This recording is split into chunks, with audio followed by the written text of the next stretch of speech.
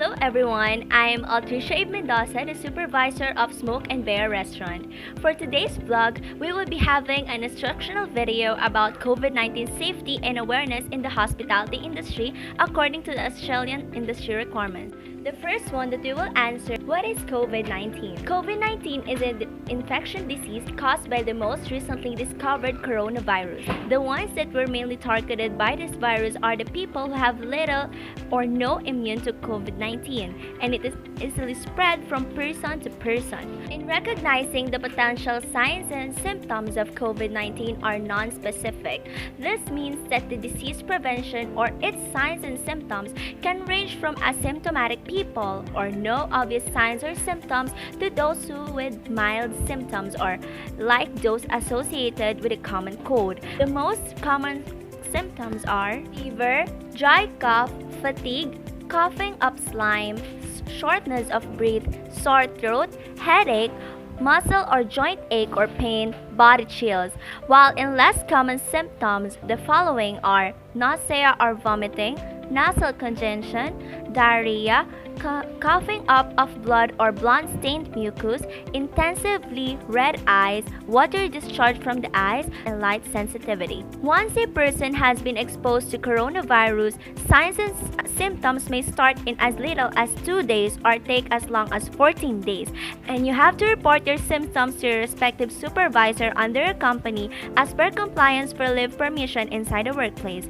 That's why in preventing it, you have to follow COVID-19 self-protective measures in different aspects, such as hygiene, masks, and other self-protections and support that needs to be monitored efficiently. In terms of rapid antigen testing requirements in NSW legislation, the Therapeutic Goods Administration or TGA has approved 2 different types of rapid antigen testing for workplace.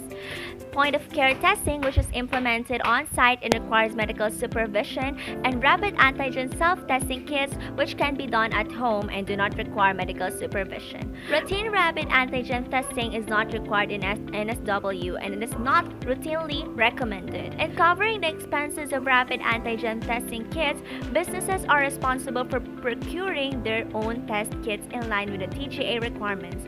Vaccination mandates and requirements that was stated under the news website The Guardian, employers in New South Wales will still be able to require workers to be vaccinated against COVID-19 in high-risk settings despite the removal of vaccine mandates, according to one of the nation's leading health and safety lawyers. Under the physical distancing, here are the practices in a workplace, such as 1.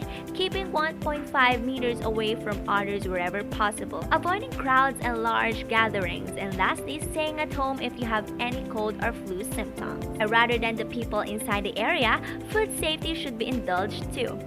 In cleaning and sanitizing of the equipment, it must be keep benches and tables clean and dry. Wipe down and dry every time food is prepared or served from them. Keep kitchen equipment and tools clean and dry. Clean after each use. Only use clean plates, cups, utensils, chopping boards, and etc. Wash after each use. Keep tea towels clean and dry and wash them regularly.